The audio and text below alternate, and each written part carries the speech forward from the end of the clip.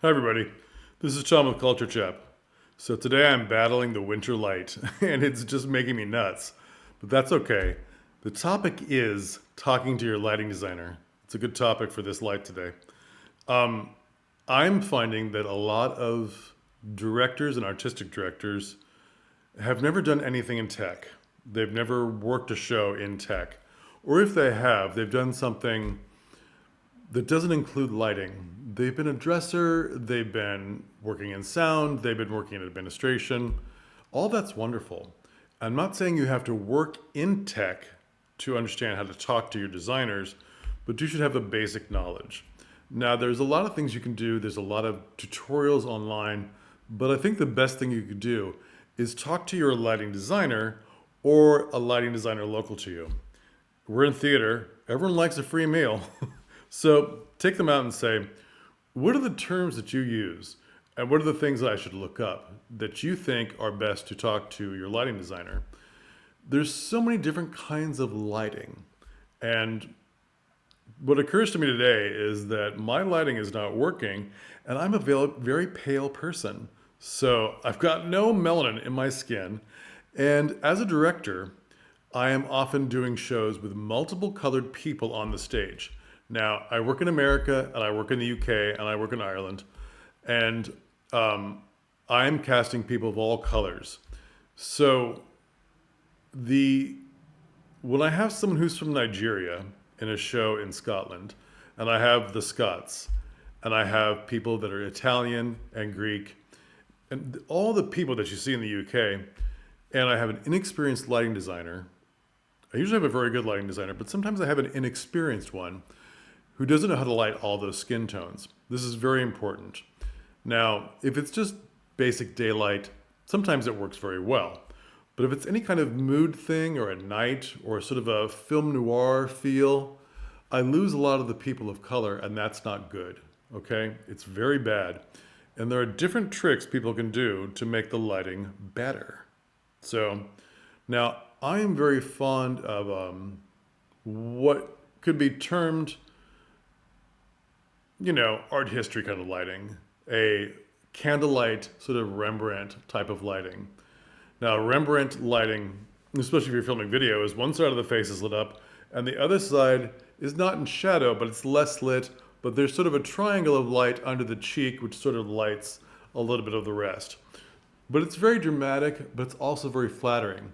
Now, this won't work on people the darker they get, okay? This just doesn't work. And so you have to talk to your lighting designer about what that means. Terms like, I want everyone to look healthy. I want everybody seen in this candlelight. We know it's not candle. We can see there's not a flickering candle on the stage because even if you have candles on the stage, it won't be enough light for your people. It's got to be a fake candle with supplementary lighting to get your effect. So the word healthy, I want everyone to be seen. I want all features to be seen. And no matter how dark the lighting is or how moody, I want people positioned. Okay, this is when it comes to your blocking and the lighting designer. And you have to be amenable to sometimes your blocking is not going to work. If they're standing in a line and the light is coming from here and this person can't be seen, well, your line has to change somehow. Your line has to have an angle. Standing in a line isn't the best idea for blocking anyway, and it's very bad with certain lighting.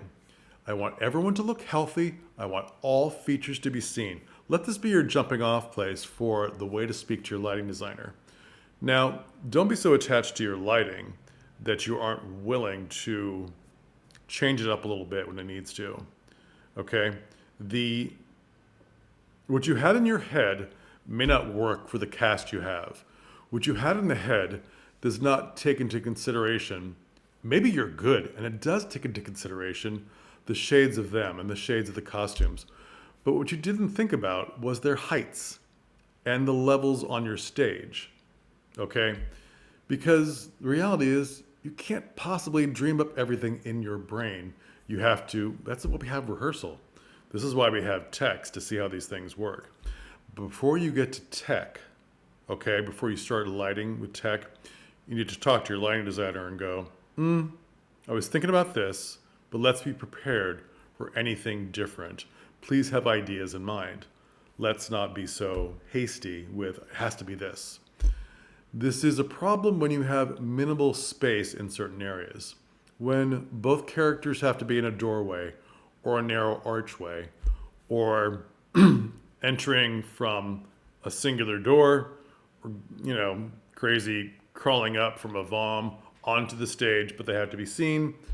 These things take some practice, so you need to think about those things beforehand and speak to your lighting designer. Always speak to your lighting designer.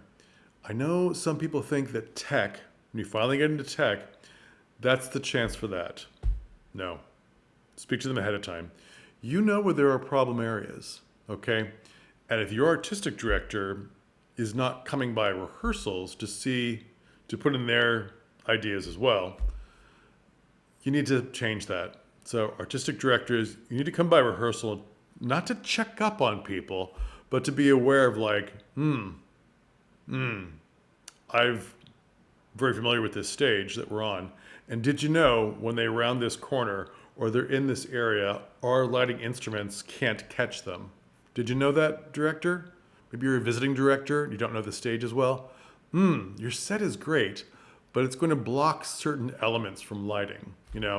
This is usually light coming from the side of the stage, which often happens when you have a lovely moody play, especially something that's film noir.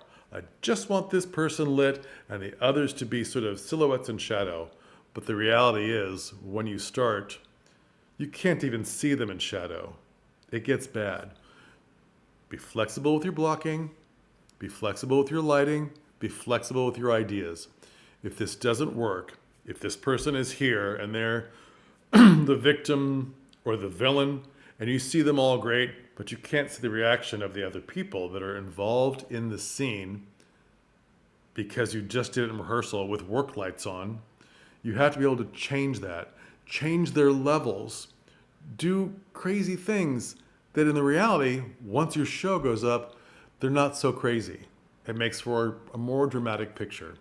And if you can, take a few sort of introductory lighting courses that are structured for directors and people that aren't going to be lighting designers. This is very important. They're out there. I haven't seen them right now to link, but I know they're out there.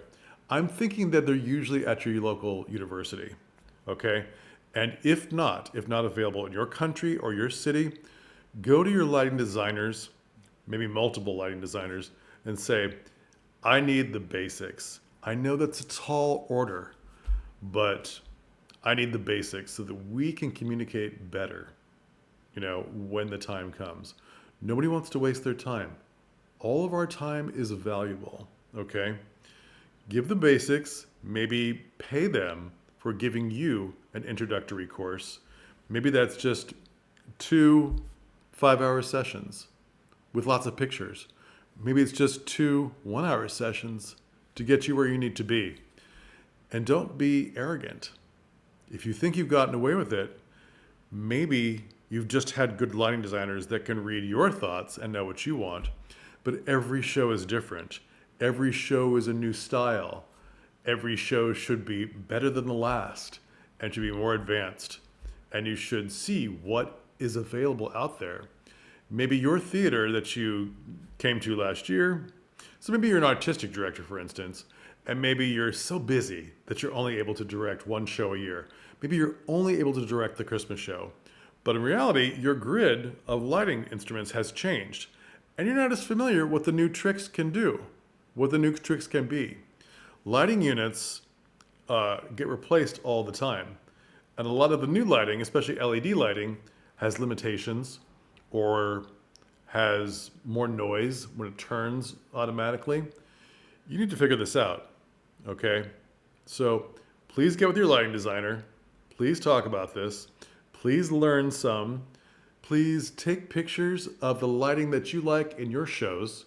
Keep those pictures with the lighting designer's name, just in case you forget. Maybe they're a visiting lighting designer and you want to have them again, but you have so many names. It's just too much for your brain. Write it down. And also, when you see snapshots from other shows, go, ooh, that's interesting. I would like that. I think that's very interesting. How is this achieved? What does this mean? Because it may include things like, this was achieved because there was particulates in the air. Somebody had some fog backstage and they waved it around so it was, less dense. And this is achieved in mist. But you can't do that because the fog we have, maybe you're doing a musical, the fog we have is a certain type of fog that the particulates are bad for singers, okay, which is an actual thing. Maybe the fog we use is dry ice fog because it's cheap, but it won't suspend in the air the way you want to duplicate this picture, okay? There's a lot of learning, but it's all interesting. All right. So I feel like I'm scolding you when you've done nothing wrong. But learning is a good thing, all right? So figure out, lighting designers, how to talk to them, who you like the best, where they're going, can they come back to you, and what you can do that's new and refreshing and interesting. Because all your shows should be interesting because all your shows should sell out. All right? Please like and subscribe, and I'll talk to you again. Bye.